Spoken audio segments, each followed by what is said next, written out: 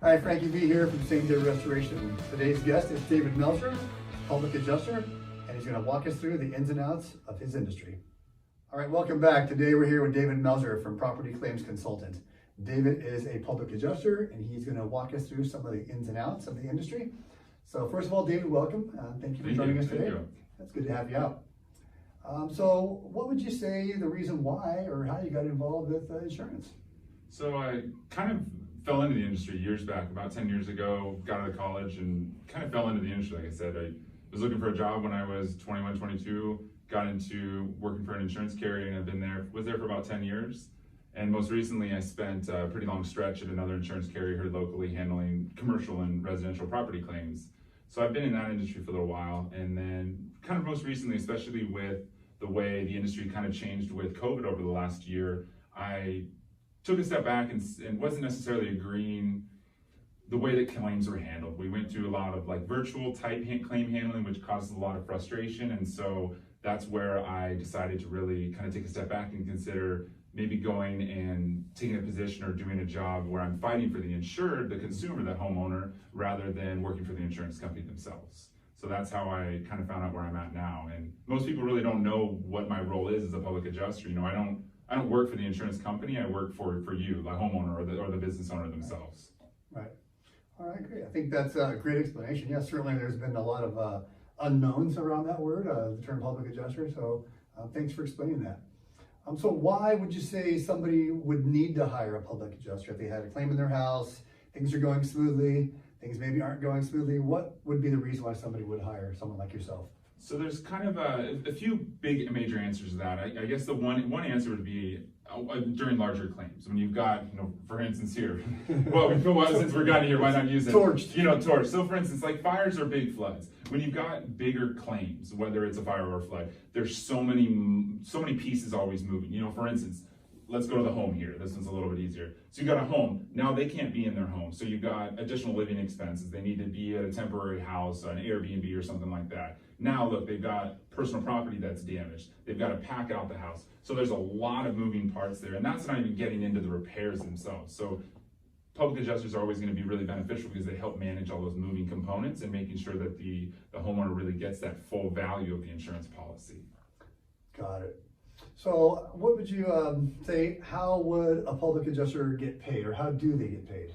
So we get paid, in the state of California, we are kind of bound and determined to strict guidelines by the Department of Insurance. We are licensed and bonded to the Department of Insurance. So we have very strict guidelines of how we get paid. So in an instance of going back to the flood or the fire, we would sign on having an agreed percentage. So let's say, for instance, we have agreed percentage of 5%. So whatever on top of that insurance claim that we get for you, the homeowner, we would get 5% of that claim itself.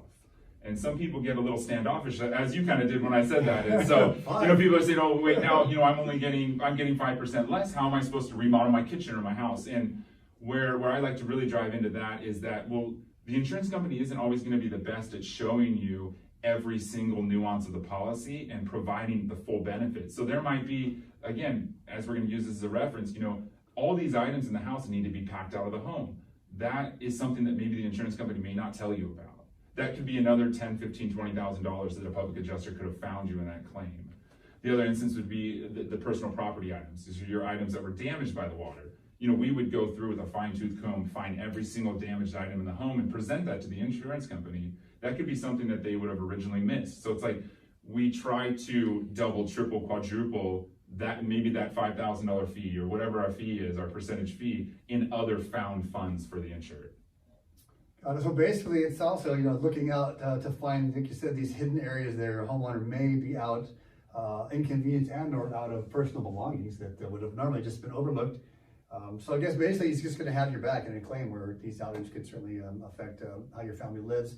And also, what about living? You talked about that also. So if somebody needs to move out of their living situation, is this something that you all also facilitate in? Absolutely. So like going back to these examples, when you've got a home that's completely inundated with either a fire or flood, now they can't be in the home during the water mitigation or the remediation portion of the claim, and then as well as the repairs. They might be without a kitchen or a bathroom. So now there's a lot of companies out there that help facilitate and find rental properties. That isn't our company, but we do is we help fight for them to get them a similar house. If they've got a coastal house in La Jolla, they shouldn't be forced to be 30 miles inland because that's the cheapest house that they can find, you know? Right. So we also fight, you know, the homeowner or the business owners is owed to be in a similar living condition that they were prior to the loss itself. So if they were in a 5,000 square foot home, they should be owed a 5,000 square foot home to be in during the repairs. So, and sometimes the insurance company wants to find that cheap house, you know, that whatever's cheapest and save them a buck. Right, and they're probably expecting the people that are in that situation just to acquiesce and be like, fine, we'll just take it, because they're in a situation where they just want to get back to normal, so. Exactly. Yeah, that's great to know, that's a really good info. So what would you say, why would a restoration contractor like ourselves be interested in hiring someone like you to perform your services? So it's a great question, because I do have a lot of restoration contractors and partners that come to me daily with questions. You know, they'll run questions by me and say, hey, just recently had this instance where a contractor called me and said, you know, a customer called us, there was a skunk that sprayed inside their house. Is there coverage? It's weird things, you know, they don't really know. Nobody really knows if there's coverage or not. So I am a great wealth of information when it comes to that insurance policy itself. And so I'm able to answer those questions. Or maybe they come to me and say, hey, you know, we've got X, Y, and Z issue with the building, you know, we need to remove the tile. How would you document it to make sure that it gets approved at the insurance company? And so these are just phone calls that I help. I give out free advice all day long and enjoy building those partnerships and relationships with the vendors out there. And I offer that advice. And so it's great to always have me there. The other, you know, that would just be kind of that quick phone call relationship. But then the other avenue would be, you know, you guys are busy, and you guys shouldn't be spending the time fighting with the insurance company for hours on end for something that I can step in and do for you. So I can alleviate that stress, you know, when if you've got your estimate at X amount of dollars, but the insurance company only wants to pay 1/2 of that, I can step in and help fight for you guys. Yeah, certainly, we'll take that. I mean, as using you in that capacity, I could see, you know, as a trusted advisor, you know, to kind of help us guide us and navigate through this area, would certainly be something that we would consider, continue to use, obviously. If you could say, I guess I don't like to use the word trick, but what types of wording, or I guess tricks, if you will, we could use, you know, in a claim, what kind of advice would you offer as far as what we're going to do for our claims? So I see a lot of instances where people file claims and they use words that are very vague. And so this is something that I always try and preach out there, is that when you're filing a claim, a lot of the stuff we see out here are water damage claims. 90% of the stuff we see are water damage claims. And there's a big issue that we run into where, and you guys have probably seen it, where it's a long-term leak exclusion language. So the insurance policies have exclusionary language that states that if a leak is ongoing for more than 2 weeks, they don't cover it. And so where I kind of take a step back and says, well, who determines this 2-week period? You know, how do you determine that a leak's been going for 2 weeks or not? You know, is it rotted out? Is there just some mold there? You know, you don't really know.